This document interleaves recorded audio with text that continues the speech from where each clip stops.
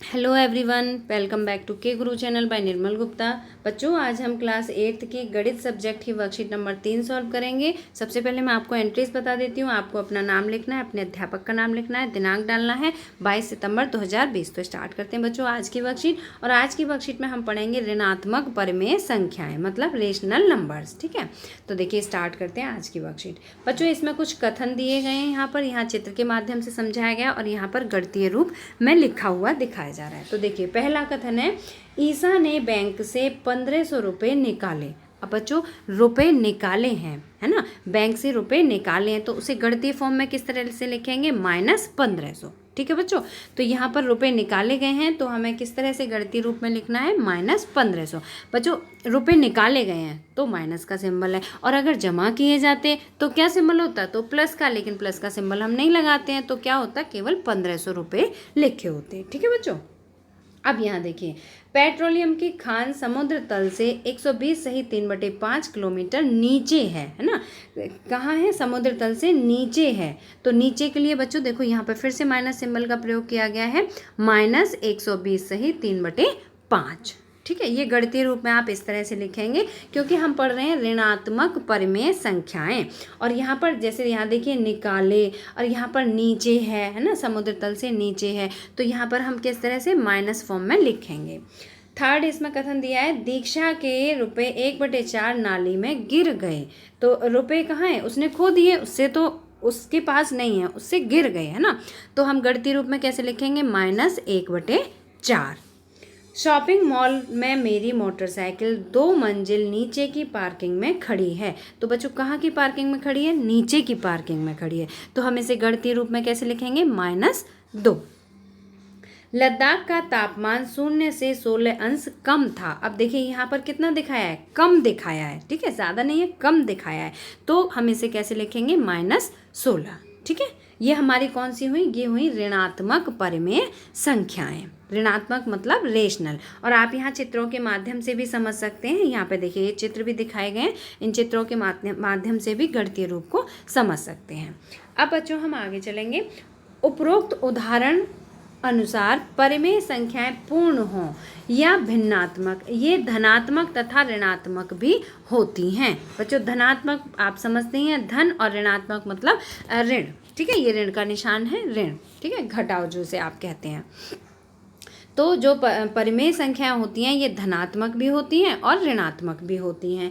एक ऐसी परिमेय संख्या जो ना तो ऋणात्मक है और ना ही धनात्मक है, जिसे ऋणात्मक भी नहीं कहा जा सकता और धनात्मक भी नहीं कहा जा सकता, तो बच्चों वो कौन सी संख्या है? वो संख्या होती है 0। ठीक है, 0 मतलब 0।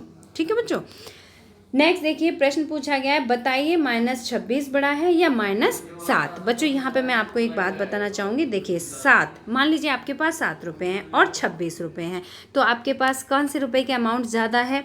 ये ज़्यादा है ना, ये ज़्यादा है ओबियसली। अगर मैं इसे माइनस का सिंबल यहाँ लगा देती हूँ, -7 और -26, तो इन दोनों में से कौन सा बड़ा होगा बच्चों? जो माइनस की संख्याएं होती हैं उसमें जो छोटी वाली संख्या होती है वो बड़ी मानी जाती है। ठीक है, तो यहाँ पर बताइए -26 बड़ा है या -7, तो हमारा आंसर क्या होगा? -7 बड़ा है। ठीक है, -7 जो है वो बड़ा है। अब इसका आंसर समझिए, 2 परिस्थितियां हैं। एक में चिंटू को 26 का नुकसान हो रहा है और पिंटू को 7 का नुकसान हो रहा है। ठीक है, अब प्रश्न नंबर 2 देखिए, कौन सी परिस्थिति में आपको अधिक नुकसान हो रहा है? तो बच्चों, कौन सी परिस्थिति में अधिक नुकसान हो रहा है? 26 में। अतः -7 बड़ा है -26 से। ठीक है, 7 बड़ा है 26 से।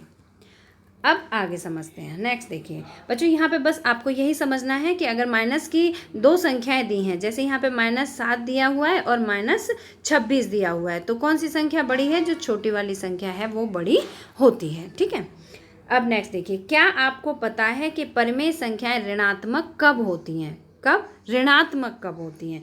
जी हाँ, जब अंश और हर में विपरीत चिन्ह प्लस या माइनस लगे हों। जैसे अब देखिए बच्चों, जो ऊपर वाली संख्या होती है, जैसे मान लीजिए 1/3 है, तो ये हमारा क्या है? अंश है, और ये हमारा हर है। ठीक है, ये आपको ध्यान रखना है। जब अंश और हर में विपरीत चिन्ह हो प्लस या माइनस के, तो जैसे 2/-3। ठीक है, तो ये क्या है? ये ऋणात्मक संख्या है। यहाँ पर देखिए ऋण का निशान लगा हुआ है, है ना।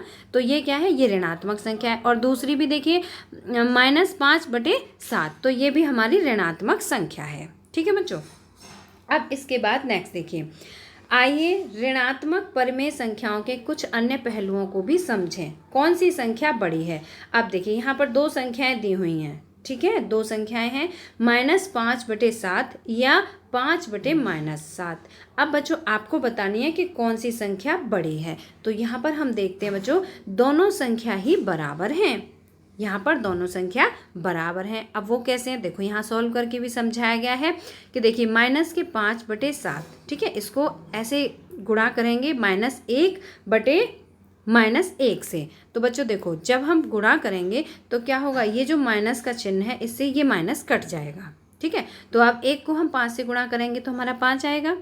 अब ये जो -1 है और इस -7, इसको आपस में मल्टीप्लाई करेंगे, इसको आपस में गुणा करेंगे तो कितना आएगा, -7 आएंगे। ठीक है बच्चों, तो ये हमारी संख्या हमें प्राप्त हो गई। ठीक है, तो ये क्या है, दोनों ही संख्या बराबर हुई। ठीक है ना। अब इसके बाद देखिए चिन्ह, यहाँ पर ये चिन्ह दिखाए गए, इनका प्रयोग करके संख्याओं की तुलना कीजिए। अब आपको संख्याओं की तुलना करनी है। यहाँ पर देखिए आपको कुछ प्रश्न भी समझाए गए हैं और उन प्रश्नों के आपको सॉल्व करना है।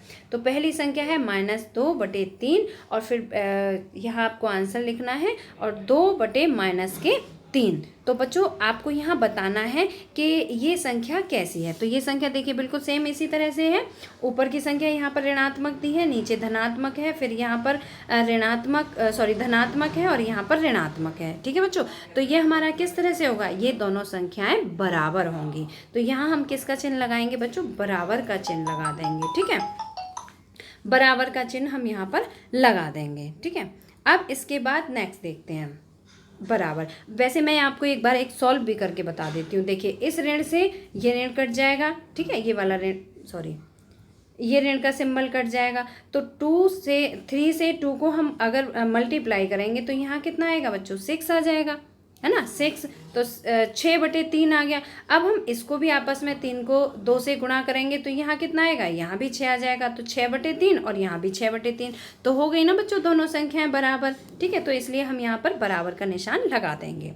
अब दूसरी संख्या है इसमें 0/100 और दूसरी है इधर दी है 10/100। तो बच्चों देखो यहाँ पर जो हमारे हर दिए हुए हैं, ये हर दिया हुआ है, ठीक है, ये हर हमारे बराबर हैं, इक्वल हैं, तो ऑब्वियसली ये वाली दूसरी वाली संख्या बड़ी होगी। तो यहाँ पर हम इस तरह का निशान लगाएंगे। ठीक है, अब तीसरा प्रश्न देखिए। तीसरे में क्या है, -2 और यहाँ पर है -1। तो मैंने अभी आपको बताया था कि कौन सी संख्या बड़ी होती है, जो छोटी वाली संख्या होती है वो बड़ी होती है। तो यहाँ पर इस तरह से ये -1 जो है ये बड़ी संख्या हो जाएगी। अब 4 देखिए, -56 और यहाँ पर दी हुई है 2। ठीक है, तो यहाँ पर देखिए बच्चों, एक तो है हमारी ऋणात्मक संख्या और एक है हमारी धनात्मक संख्या। तो जो हमारी धनात्मक संख्या है ये बड़ी होगी। ठीक है, यहाँ पर इस तरह से मार्क लगाएंगे आप।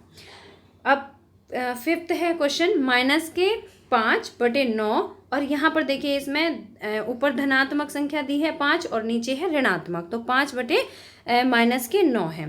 तो ये हमारा इसी तरह से हो जाएगा जैसे हमने ये क्वेश्चन सॉल्व किया था, सेम इसी तरह से ये है। तो ये हमारी क्या हो जाएगा, ये भी हमारा बराबर होगा। मैं आपको पहले सॉल्व करके बताती हूँ। इस माइनस के चिन्ह से ये वाला माइनस कट जाएगा, ठीक है। और 9 को जब 5 से हम मल्टीप्लाई करेंगे तो यहाँ कितना आ जाएगा, 45, है ना। और इस 9 को हम 5 से मल्टीप्लाई करेंगे तो यहाँ भी हमारा 45 आ जाएगा। तो ये हमारी संख्या क्या होगी, 45/9 और ये भी हमारी होगी 45/9। तो बच्चों दोनों संख्याएं कैसी हुई, हमें बराबर मिली है ना। तो यहाँ पर हम कौन सा चिन्ह लगाएंगे, बराबर का। ठीक है, अब क्वेश्चन नंबर 6 देखिए। क्वेश्चन नंबर 6 है 27/7 और दूसरा है 6/7। तो बच्चों इसमें कौन सी संख्या बड़ी है, इसमें देखिए हमारे जो हर दिए हुए हैं वो बिल्कुल बराबर हैं। तो अब हमें अंश पर आधारित बताना है कि कौन सी संख्या बड़ी है। तो हमारी ये वाली संख्या बड़ी होगी। क्वेश्चन नंबर 7 देखिए, 21/8 और 3/8। तो यहाँ पर भी हर बराबर दिए हुए हैं, है ना। तो अब हम अंश पर आधारित संख्या बता देंगे। तो कौन सी संख्या बड़ी होगी, 21/8 हमारी बड़ी संख्या होगी। 8th क्वेश्चन है इसमें 25/4 और 3/4। तो बच्चों यहाँ पर भी हर बराबर दिए हुए हैं, ठीक है ना। तो आप इसमें संख्या बता देंगे, 25/4 हमारी बड़ी संख्या होगी। बच्चों मुझे उम्मीद है कि आपको वर्कशीट समझ में आ गई होगी। अगर आपको पसंद आई है तो लाइक करना, अपने फ्रेंड्स के साथ शेयर करना, और अगर अभी तक आपने सब्सक्राइब नहीं किया हमारे चैनल को तो सब्सक्राइब जरूर करना। मिलते हैं फिर इसी तरह की नेक्स्ट एजुकेशनल वीडियो में। Till then bye bye, good luck to all of you.